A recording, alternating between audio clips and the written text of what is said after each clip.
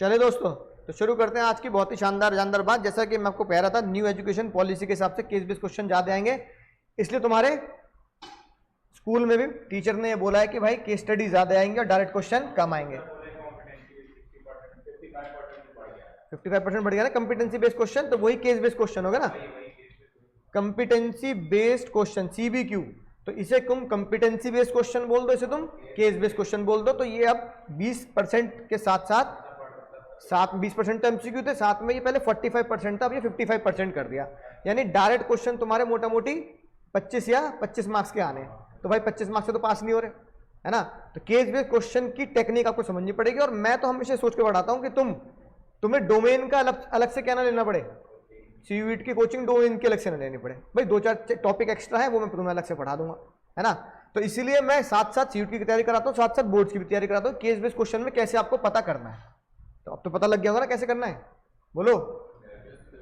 ठीक है, राइट। अपने ध्यान से उन की नोट्स को ध्यान से समझना है और ये समझना है कि ये किस बातें आती है, और साथ साथ फिर उसकी हेडिंग याद होनी चाहिए। हेडिंग याद होने के लिए मैं तुम्हें क्या सिखाता हूं सर, हेडिंग याद करने के लिए कोड्स लिखवाता हूं, है ना। कोड लिखवाता हूं भाई, आर्ट का कोड आर्ट हो गया, प्रोफेशन का बियर्स हो गया, I love McD bag burger, है ना। इससे क्या होगा, हेडिंग वही होगी, बढ़िया नंबर मिलेंगे। तो सर इसी मुहिम में कि भाई केस बेस्ड क्वेश्चन ध्यान रखना, इसे रियल लाइफ एग्जांपल भी तुम्हें देता हूं आज बहुत सारे। मैं तुम्हें रियल लाइफ एग्जांपल दूंगा, और पहला रियल लाइफ एग्जांपल ध्यान से देखो क्या बनता है। पहला रियल लाइफ एग्जांपल देखो क्या बनता है, वो ये बनता है ना। अगर तुम देखो तो ये आईफोन, हालांकि 10 मिनट की वीडियो दिखा नहीं सकते, लेकिन अगर आप कभी भी यूट्यूब पे देखोगे तो बहुत ज्यादा नॉलेजेबल वीडियो है। अब ये कह रहे हैं कि भाई मैंने सीधा डायरेक्ट बोलती बंद कर दी। उन्होंने कहा मैंने 4 मोबाइल देखे, 4 बड़ी बड़ी कंपनी के। स्टीव जॉब्स खुद कह रहे हैं, ओपन, है ना, ओपन चैलेंज कि मोटो एक बहुत बड़ी कंपनी है, ब्लैकबेरी एक बहुत बड़ी कंपनी है, नोकिया तो सबसे बड़ी कंपनी हुआ करती थी उस जमाने में, पाम ट्रियो बहुत बड़ी कंपनी है। इन सब कंपनी के मोबाइल आप इस्तेमाल करते हैं, पर एप्पल का आईफोन आप इस्तेमाल नहीं करते। अब मैं बताता हूं कि मैंने क्या किया कि आपको आईफोन इस्तेमाल करना चाहिए।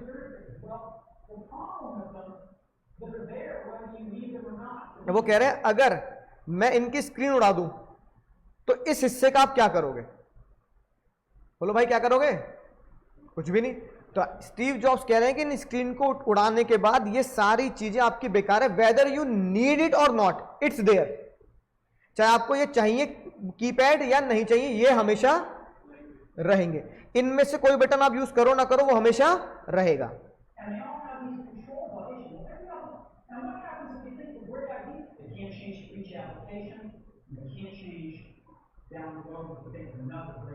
तो उन्होंने कहा मैं इसका सॉल्यूशन लेके आया हूं। वो कह रहे हैं कैसे मैं इसका सॉल्यूशन दूं कि स्क्रीन इतनी छोटी है, बटन इतने बड़े, इसका सॉल्यूशन क्या दूं, है ना। What we gonna do to rid off this button. ताली बजा दो, ताली बज गई भाई। अब बात आई कि मैं अगर बटन को हटा के स्क्रीन कर दूं, तो अब आपके दिमाग में बात आएगी, जो ये बोल रहे स्टीव जॉब्स के, भाई आपके दिमाग में बात आएगी बटन को हटा के स्क्रीन कर दूं तो ये चलेगी कैसे, स्टाइलस। फिर आप स्टाइलस से चलाओगे, डंडी से। अब आप कहोगे भाई वो डंडी जो स्टाइलस कहते हैं, है ना, ये आपने खो दी, टूट गई, बेकार हो गई। तो आपके एक छोटे से इंस्ट्रूमेंट पेन के बेकार होने से पूरा का पूरा क्या बेकार हो गया, मोबाइल फोन बेकार हो गया कि नहीं हो गया। तो अब जो खतरनाक बात बोली ना, वो बात बोली स्टीव जॉब ने, जिसने पूरी दुनिया को हिला दिया है।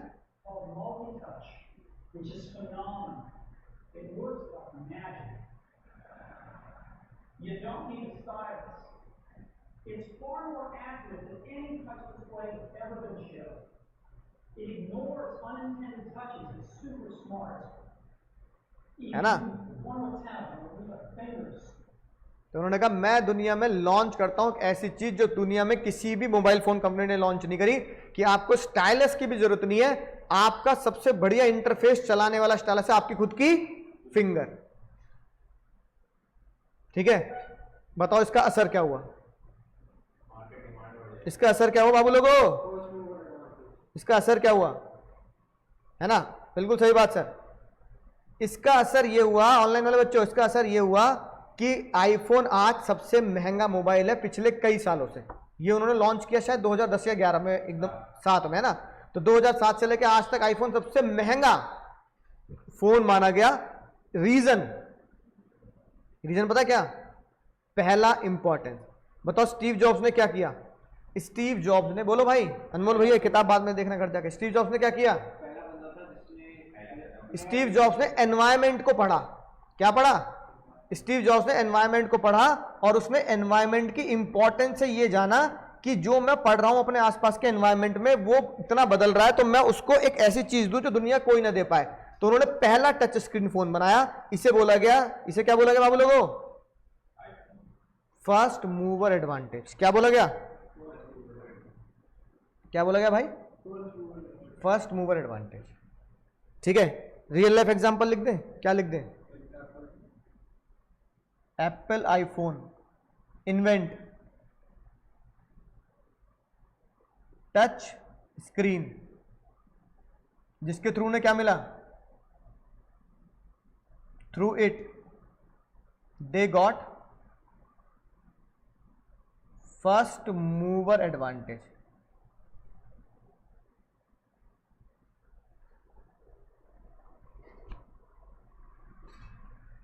दे गॉट फर्स्ट मूवर एडवांटेज।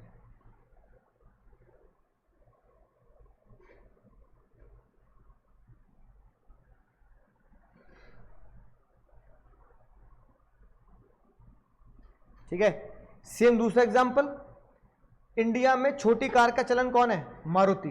तो मारुति 800 सुनी तुमने? तो ये जो मारुति 800 है ना, मारुति 800, ये एक्चुअली में कुछ भी नहीं है। Maruti 800 is the first mover advantage. सबसे ज्यादा कार वही बिकती है। 800 मतलब समझते हो? 800 सीसी का इंजन है उसका, है ना। तो Maruti Udyog become the leader in the small car because of first mover advantage, क्योंकि उन्होंने पहले वो व्यक्ति थे जिन्होंने रिकॉग्नाइज किया कि स्मॉल कार की जरूरत क्यों है, स्मॉल कार हमें क्यों चाहिए। तो ही दे गॉट द कौन सा advantage? They got the first mover advantage, first mover advantage. बोले तुम्हें समझ में आ गई? तो ये लिखिए बात। बिजनेस एनवायरनमेंट की इंपॉर्टेंस, बिजनेस एनवायरनमेंट जरूरी क्यों है? सर बिजनेस एनवायरनमेंट इंपॉर्टेंस समझ गए ना? बिजनेस एनवायरनमेंट जरूरी इसलिए क्योंकि बिजनेस एनवायरनमेंट क्या करता है? स्कैन करता है बिजनेस अपॉर्चुनिटीज को और देखता है कि कौन सी मेरी अपॉर्चुनिटी मुझे अर्ली स्टेज में मिल जाएगी, जिससे मुझे क्या होगा सर? फर्स्ट मूवर एडवांटेज का फायदा होगा। इसलिए फर्स्ट मूवर एडवांटेज को क्या बोलते हैं? पिछली क्लास में क्वेश्चन कराया था। फर्स्ट मूवर एडवांटेज को क्या बोलते हैं? अपॉर्चुनिटी। फर्स्ट मूवर एडवांटेजेस को ही अपॉर्चुनिटी कहते हैं। फर्स्ट मूवर एडवांटेज को ही क्या कहते हैं सर? अपॉर्चुनिटी कहते हैं। ठीक है, राइट। कि अगर आपने अपॉर्चुनिटी देख ली तो पहला एडवांटेज आपको मिलेगा। दो बेस्ट एग्जांपल मैं आपको लिखवा चुका हूं, तीसरा भी बता देता हूं। रिलायंस जियो,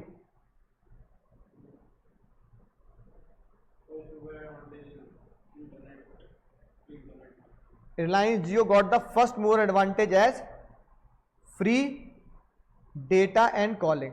तो सब उन्होंने क्या एडवांटेज ले लिया? सबके मोबाइल में घुस गए फ्री डेटा बोल के। तो ये एक बिजनेस स्ट्रेटजी होती है। उन्होंने भी क्या समझा? उन्होंने समझा बिजनेस में there is a need of low cost data and low cost internet surfing. Sir पिछली क्लास में तुम्हें मैंने एक और बात बताई थी, एक मैंने वीडियो भी दिखाई तुम्हें, हमारा बजाज दिखाई थी? बोलो भाई। तो बजाज के स्कूटर बंद हो रहे हैं और लोगों का रुझान बजाज के स्कूटर को छोड़कर बाइक्स पर या स्कूटी पे आ रहा है। ये क्या है? स्कूटर की सेल डाउन होना जो बजाज ने ऑब्जर्व करी। नहीं, वो तो उन्होंने बाद में लॉन्च करी ना, पहले तो स्कूटर ही करते थे। ये उनका है अर्ली वार्निंग सिग्नल। उनको क्या सिग्नल मिला? कि जो स्कूटर है, स्कूटर की जो डिमांड है, सेल है, वो क्या हो रही है? डिमांड डिक्लाइन हो रही है। स्कूटर की डिमांड क्या है सर? डिक्लाइन हो रही है। तो उनको क्या मिला सर? अर्ली वार्निंग सिग्नल मिला। इस अर्ली वार्निंग सिग्नल को ही हम क्या बोलते हैं? थ्रेट। तो पिछले लेक्चर में तुम्हें बहुत जबरदस्त क्वेश्चन कराया था, what is threat and what is opportunity. तो इसलिए हमने वो क्वेश्चन बनता है, business environment is a threat for the one and opportunity for the another. Threat for the one and opportunity for the another. तो threat for the one Bajaj कि भैया उनको क्या मिल रहा है? सिग्नल मिल रहा है कि बस अपॉर्चुनिटी क्या है? कि वो नई बाइक लॉन्च करें। तो लिखो यही same example, Bajaj auto made improvement Bajaj auto make improvement in its bikes, है ना। जब उन्हें क्या सिग्नल मिला कि विदेश से लोग बाइक लेके आ रहे हैं या होंडा वाले भी क्या कर रहे हैं, है ना, एंटर हो रहे हैं मार्केट में। When foreign companies entering in Indian market, जब फॉरेन कंपनी क्या हो रही है, इंडियन मार्केट में एंटर कर रही है, फॉरेन कंपनी क्या हो रही है, इंडियन मार्केट में एंटर कर रही है। निकली बात। तो ये वही Bajaj company, Indian firm find that foreign MNC India में एंटर कर रही है और वो अपना नए सब्स्टिट्यूट लेके आ रही है, तो क्या होगा, ये क्या बना उनके लिए, इसे बोला हमने वार्निंग सिग्नल एंड ये थ्रेट होगा। और भैया थ्रेट होगा तो अपने आप को क्या करना पड़ेगा, अपने आप को संभालना पड़ेगा, अपने आप के प्रोडक्ट को, है ना, थ्रेट के हिसाब से करना पड़ेगा, डेवलप करना पड़ेगा। तो इसलिए बिजनेस एनवायरनमेंट कहता है कि जो बिजनेसमैन बिजनेस एनवायरनमेंट को ढंग से समझ लेता है, और सबसे इंपॉर्टेंट बात है टाइम पे समझ लेता है। कब समझ लेता है भैया, ए पुष्पा, कब समझ लेता है, टाइम पे समझ लेता है। तो उसे क्या मिलेगा sir, they get the warning signal, they get the warning signal. तो उन्हें क्या मिल रहा है सर, वार्निंग सिग्नल मिलता है, वार्निंग सिग्नल मिलता है, they get the warning signal.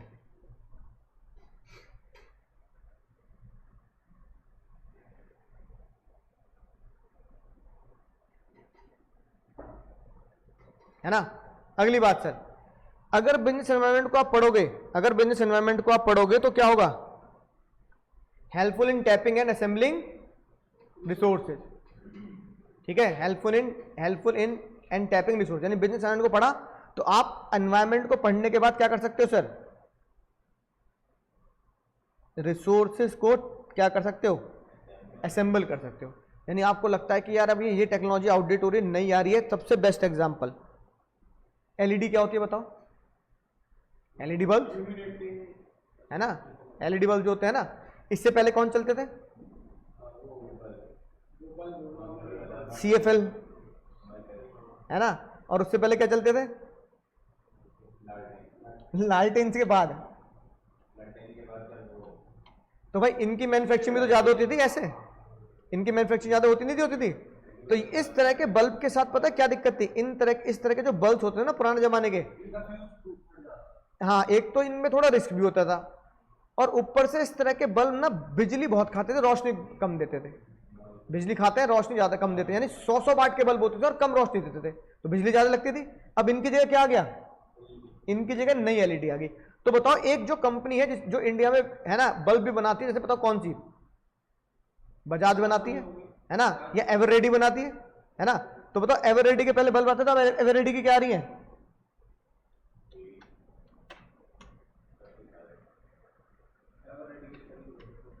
कोई बात नहीं, पकड़ लेगा वो, क्या आ रही है, अब आ रही है ना एलईडी बल्ब। इसका मतलब जितनी भी कंपनी है जो पुराने बल्ब बनाती थी, चाहे बजाज पुराने बल्ब बनाता हो, चाहे एवररेडी पुराने बल्ब बनाता हो, या और भी कोई कंपनी जो पुराने बल्ब बनाती थी ना, विप्रो की भी आती है,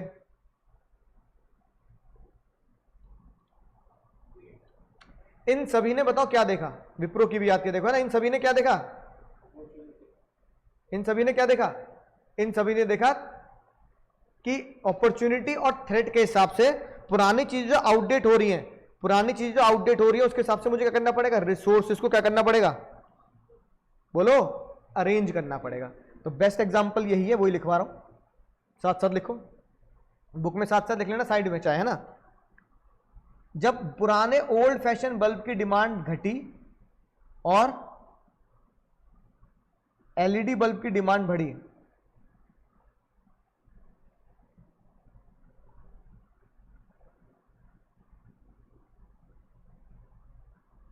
इंक्रीजेस, है ना, तो एवररेडी, विप्रो, बजाज, उन्होंने क्या करना शुरू किया, arranging raw material for new technology LED bulb.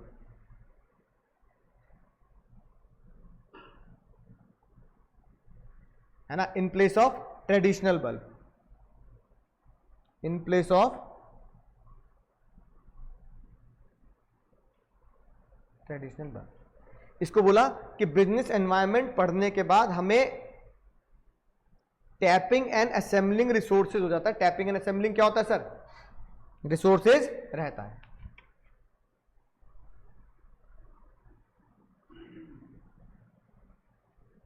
है ना।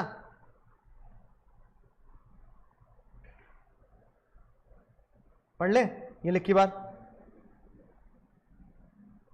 अब business enterprise assemble various sources like finance इकट्ठा करो एलईडी बल्ब का, रॉ मेटेरियल चाहे चाइना से लाना पड़े, जापान से लाना पड़े, मशीन लानी पड़े, पावर, वाटर, लेबर, सबको इकट्ठा करो बिजनेस एनवायरनमेंट को पढ़ने के बाद। बोलो भाई जमती है बात? ठीक है। अगली बात, बिजनेस एनवायरनमेंट हमें क्या बनाता है? बिजनेस एनवायरनमेंट हमें बनाता है डायनामिक। क्या बनाता है भाई? जब तुम इतना कर रहे हो तो इसका मतलब माहौल के हिसाब से अपने आप को चेंज कर रहे हो ना। तो बिजनेस एनवायरनमेंट हमें क्या बना रहा है? इस पॉइंट को हम बोल सकते हैं बिजनेस एनवायरनमेंट हमें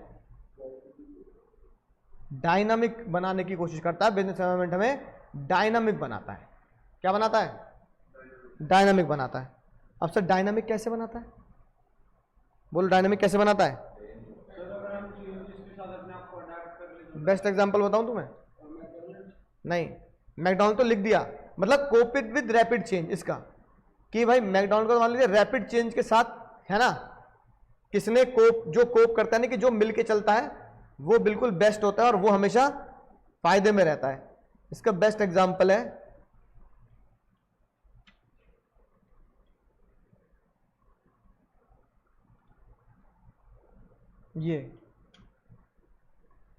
ये भाई। अभी तुम कौन सा देखते हो? Google Chrome. ये क्या है भाई? इससे पहले इसके अलावा कोई भी ब्राउजर काम नहीं करता था। इसको बोलते थे इंटरनेट एक्सप्लोरर। क्या बोलते थे? Internet explorer. Rest in peace internet explorer, है ना। 2022 के बाद है ना, लोगों ने इसका पूरा का पूरा इस्तेमाल करने का कर दिया, खत्म ही कर दिया। हाँ, तो ये भाई इसकी समाधि कबर बना दी भाई, rest in peace internet explorer. इसका मतलब इंटरनेट एक्सप्लोरर की गलती क्या रही? और उसके मुकाबले अब मैं ये देखो, गूगल क्रोम खुलता है, क्रोम, तो गूगल क्रोम ने इतना, मतलब गूगल क्रोम ने अपने आप को इतना ज्यादा अपने आप को एडोप्टेबिलिटी कर दी कि इंटरनेट भी ना आ रहा हो ना, इंटरनेट भी ना आ रहा हो तुम्हारे मोबाइल में, तो भी ये पेज खुल जाता है ना। मतलब कि गूगल क्रोम आपका खुल जाएगा अगर आपका क्या नहीं आ रहा, मतलब इतना हल्का पेज है कि विदाउट इंटरनेट भी क्या हो जाता है, ओपन हो जाता है ना।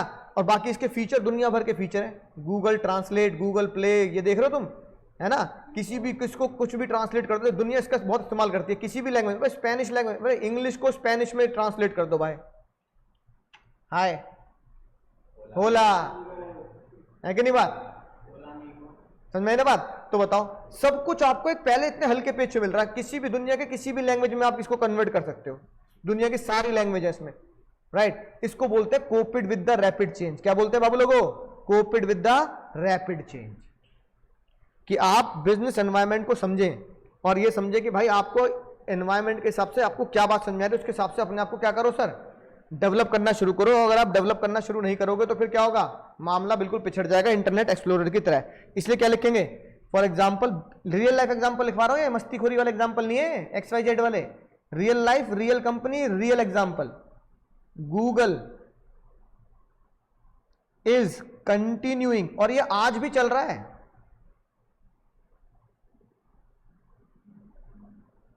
Google is continue busy in adding new features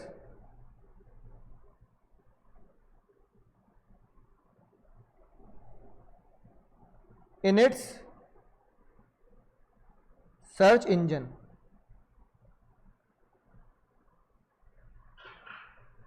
to cope up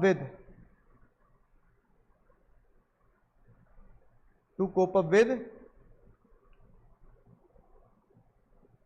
rapid change।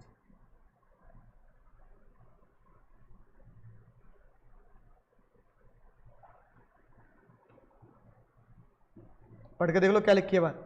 In order to effectively cope up with the significant changes manager must understand and examine the environment, कि business इस तरीके से बदल रहा है और ये dynamic हो रहा है। क्या हो रहा है सर? Increasingly dynamic. तो मुझे कोप अप करने के लिए करना पड़ेगा, मुझे अपनी टेक्नोलॉजी, मुझे अपने कंपटीशन को ध्यान रखना पड़ेगा।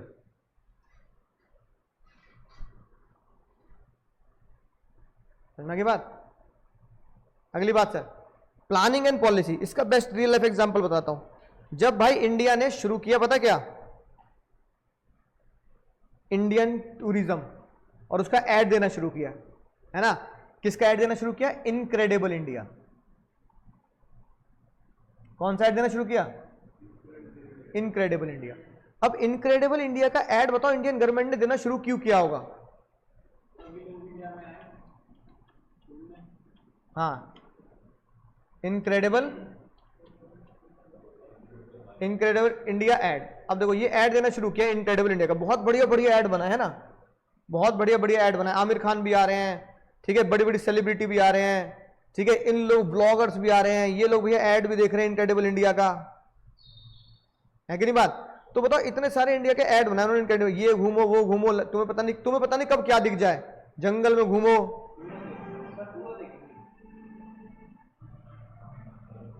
समझ रहे हो ना, केरल चले जाओ,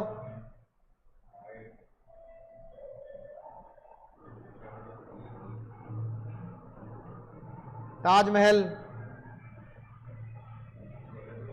स्कूबा डाइविंग, जंगल, और भाई देखो क्या जबरदस्त बीच। तो ये क्या है भाई? Incredible India. अब जब ये ऐड देना शुरू किया तो क्या फॉरेन के लोग इंडिया में आएंगे नहीं आएंगे? है ना, वेलकम टू इंडिया, का फॉरेन के लोग इंडिया में आएंगे नहीं आएंगे? और ये यूट्यूब पे पोस्ट कर रहे हैं कि आपको पता, हमें खुद नहीं पता भाई ये इतनी चीजें कहां हो रही हैं।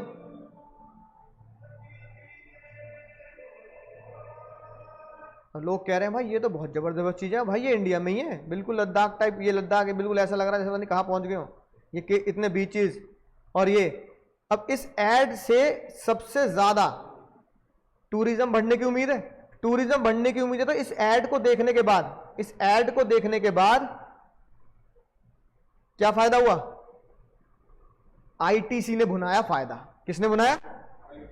आईटीसी ने बोला बेटे जहां जहां फॉरेन लोग सर्च कर रहे हैं ना गूगल पे, होटल खोल दो वहां, हम होंगे पहले होटल। और जो फॉरेन लोग आ रहे हैं, फॉरेन से इंडिया में डॉलर में आ, तो इंडियन करेंसी उनके साथ सस्ती है, उनका $1 हमारे 80 रुपए के बराबर है, यूरो तो और महंगा है ना, 100 रुपए का है। तो अगर हम उनको यहां पर 10,000 का रूम देंगे तो वो उनकी इकोनॉमी के हिसाब से उनको महंगा नहीं मिलेगा, हम लोगों को महंगा लगेगा कि भाई 10,000 रुपए एक दिन में, है ना, लेकिन उनको महंगा नहीं लगेगा क्योंकि उनके 10,000 का मतलब क्या हुआ, है ना, ज्यादा कितने $?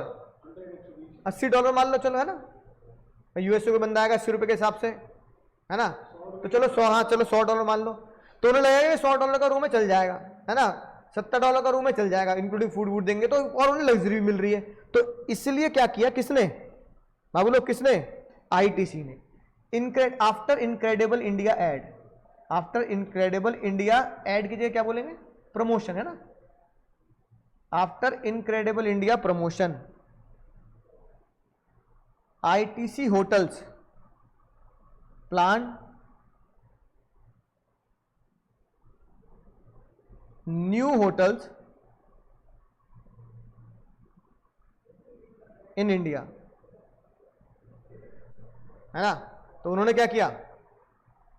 प्लानिंग एंड पॉलिसी ऐसी बना दी कि वो बिजनेस एनवायरनमेंट को पढ़ के बनाई गई। तो एनवायरनमेंट अंडरस्टैंड, एनवायरनमेंट को समझकर और एनालाइज करके क्या कर सकते हो आप अपना future course of action decide कर सकते हो, है ना। फॉर एग्जांपल अगर कोई नया प्लेयर एंट्री कर रहा है मार्केट में, उसके हिसाब से प्लानिंग करो, है ना, राइट, और सिचुएशन उस हिसाब से क्या कर सकते हो सर? ढाल सकते हो, डील कर सकते हो। और भाई आखिरी बात जो बहुत ज्यादा दर्द भरी रही इंडियन सरकारी बैंक्स के लिए, है ना, यानी कुछ साल पहले एसबीआई की एक रिपोर्ट आई और एसबीआई ने एक रिसर्च करी कि जितने तेजी से एसबीआई के खाते बढ़ते थे, खातेदार बढ़ते थे, उससे उतनी तेजी से अब एचडीएफसी आईसीआईसीआई के बढ़ रहे हैं। और HDFC और SBI का क्या हो रहा है, पीछे हो रहा है। और उन्होंने देखा कि SBI के मुकाबले HDFC और ICICI का शेयर मार्केट में इक्विटी शेयर प्राइस ज्यादा है कि नहीं बात भाई। SBI का कितना है, हाँ अगर मैं बोलूं HDFC कितना है, मान लो है ना, ऐसे होगा 1500-1600 रुपए ना। तो देखो HDFC का चल रहा है 1400 रुपए, 1450 रुपए। इधर देखो, उधर छोड़ो, दिख रहा है 1450 रुपए। और अगर मैं SBI को बोलूं तो SBI का 800। यही बात SBI को बुरी लगी, यही बात SBI को बुरी लगी। SBI ने बोला हमारे बाद के बैंक हैं SBI, ICICI, ये हमसे आगे क्यों निकल रहे हैं। तो उनकी रिसर्च सेल ने उन्हें बताया SBI की कि सर इससे सबसे बड़ा कारण ये है कि हमसे ज्यादा उनके खातेदार बढ़ते जाना। इवन रूरल एरिया में भी लोग क्या कर रहे हैं, खाते खोलने के लिए वो तैयार है। अगर रूरल एरिया 20-25 किलोमीटर दूर है तो कहते हैं खुलवा लो, कोई बात नहीं, हमारे खुद के एम्प्लॉय चले जाएंगे, तुम्हारे घर पे खाता खोल देंगे। मेरा खुद HDFC वालों ने खाता मेरे घर पे आके खोला, मैं बैंक नहीं गया। घर उन्होंने कहा सर जिस टाइम आप बोलोगे उस टाइम आ जाएंगे। मैंने कहा मैं शाम को घर पहुंचूंगा, 6 बजे आ जाना, तुम्हारा ऑफिस बंद हो जाए तो भी आ जाना, कोई बात नहीं sir.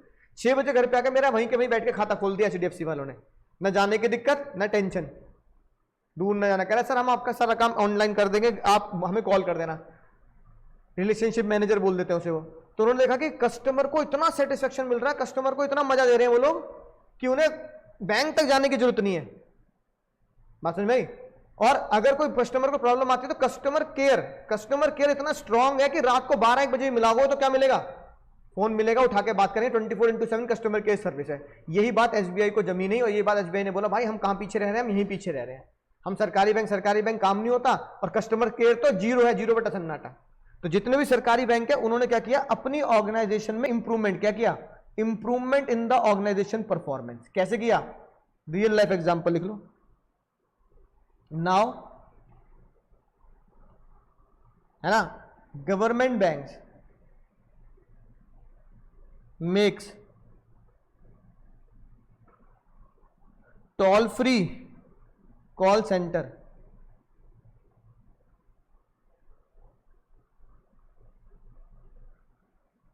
For its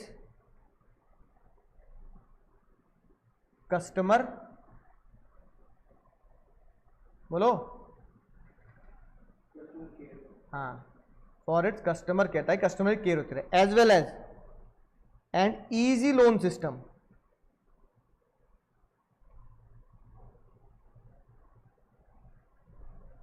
for small businessman. ये छोटे बिजनेसमैन होंगे उनके लिए भी क्या करेंगे सर, इजी लोन सिस्टम लेंगे, इजी लोन सिस्टम लेंगे। बोलो भाई इतनी बात जमती है।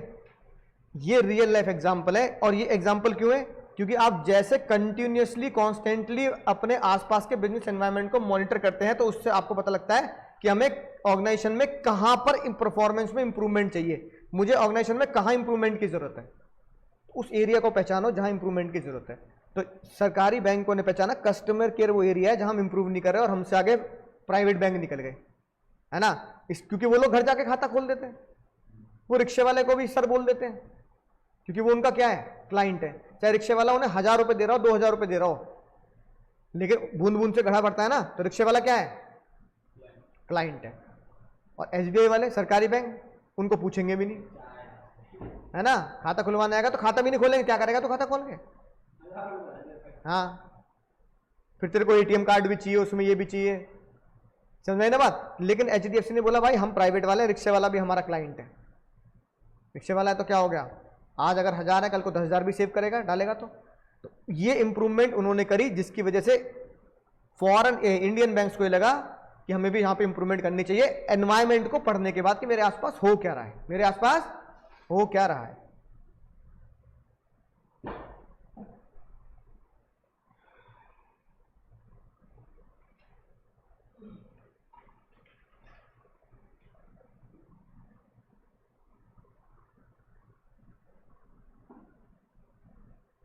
ठीक है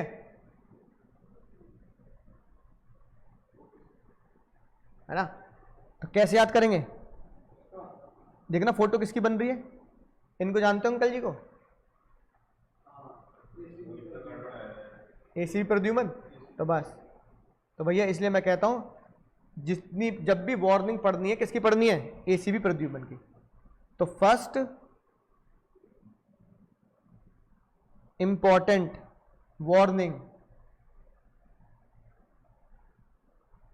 एसीपी प्रद्युमन की। फर्स्ट से क्या बना? First mover advantage. आई से क्या बना? इंपॉर्टेंट का कोड है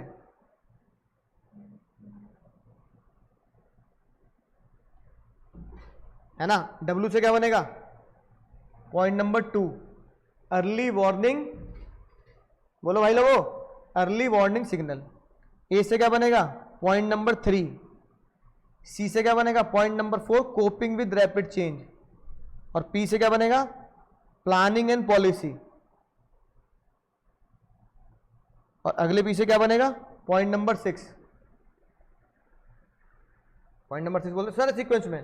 परफॉर्मेंस इंप्रूव,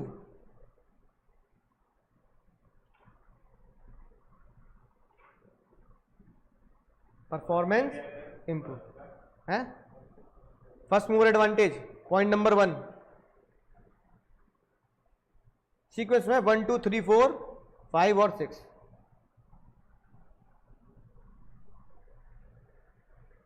ठीक है दोस्तों, समझे कि समझे बात? तो भाई समझ गए तो क्वेश्चन तो बनता है, क्वेश्चन तो बनता है ना लायको।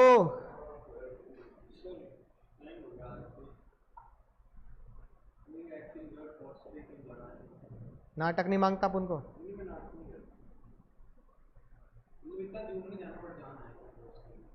नहीं, क्वेश्चन करके जाओगे और 10 मिनट लगेंगे, ज़्यादा टाइम लगने वाला। क्वेश्चन बैंक निकालो। 9 बताओ।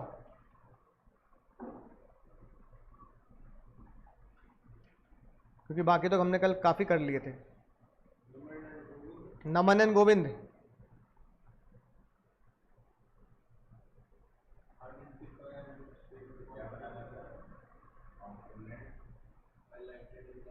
आईटीसी कंपनी है भाई, रश्मि दीदी आईटीसी कंपनी है, Indian tobacco company. ITC cigarettes वगैरह बनाती है, लेकिन इसके अलावा और चीजें बना। आईटीसी का आटा भी तो आता है, आशीर्वाद आटा। तो आईटीसी का नाम इंडियन टोबैको कंपनी है, लेकिन वो है क्या? बहुत सारे प्रोडक्ट बनाती है। ऐसा नहीं कि टोबैको ही बनाती है, आटा बनाते हैं वो। आईटीसी के कॉस्मेटिक प्रोडक्ट आते हैं, आईटीसी के होटल्स हैं। हाँ, नोटबुक्स आती है जो तुम खरीदते हो आईटीसी के। जल्दी बोलेंगे सर? हाँ, क्लासमेट।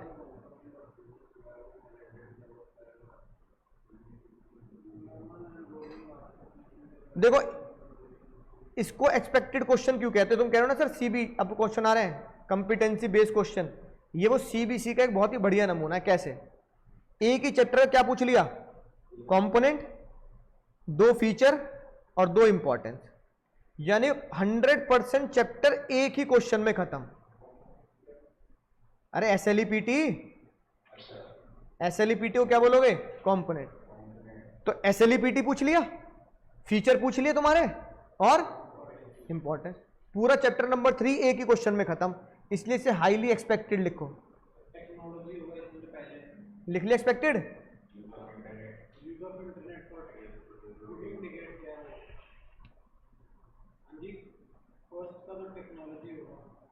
कैसे पता लगा? बहुत बढ़िया बात, बिल्कुल सही पहचाना। ये हो गया टेक्नोलॉजिकल एनवायरनमेंट। अब तुम्हें पहचानने हैं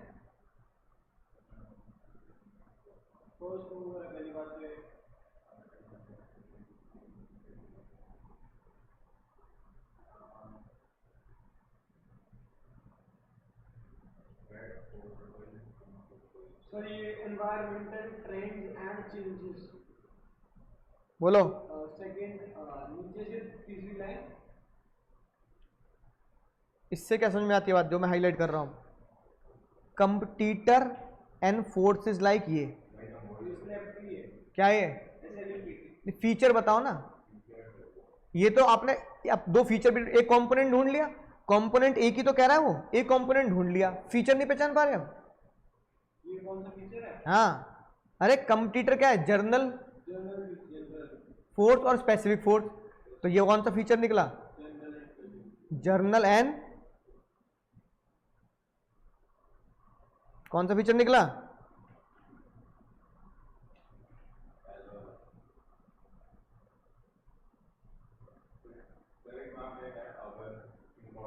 जर्नल एंड स्पेसिफिक फोर्स। कौन सा फीचर निकला भाई, जर्नल एंड स्पेसिफिक फोर्सेस।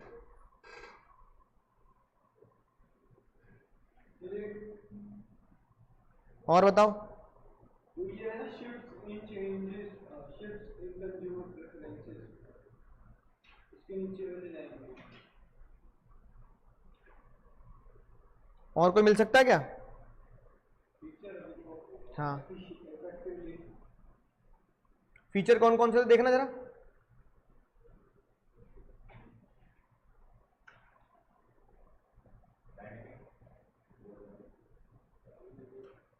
कौन कौन से फीचर हैं? डायनेमिक वाला हो सकता है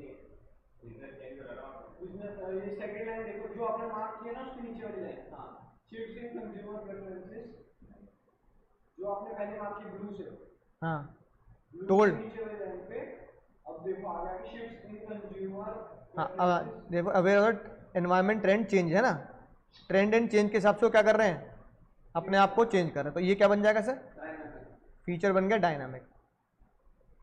अब हम ढूंढ लेते हैं दो, क्या जो आज इंपॉर्टेंस पड़ी है ना, दो आज जो मैंने इंपॉर्टेंस पड़ी, देखो ये क्या लिखा है,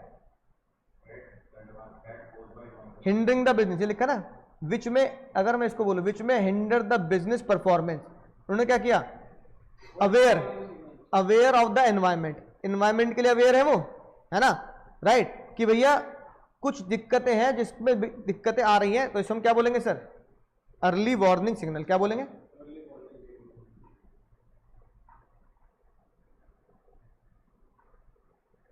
बिल्कुल सही बात। और देखना ये क्या लिखा है, he emphasis on making plan to keep in mind the threat, threat pose by computer, कौन सा, assist planning and policy, assist planning and policy, है ना। और थ्रेड को भी क्या बोल सकते हो तुम, इसी को भी तो अर्ली वार्निंग सिग्नल भी बोल देते हैं, समझ में आ गई बात, बोलो भाई लोगों, इस तरीके से है ना आपको लिखना है, बोलो समझ गए सर, बहुत मजा आया सर, अगली क्लास में क्या करेंगे, सीट वगैरह के क्वेश्चन करेंगे।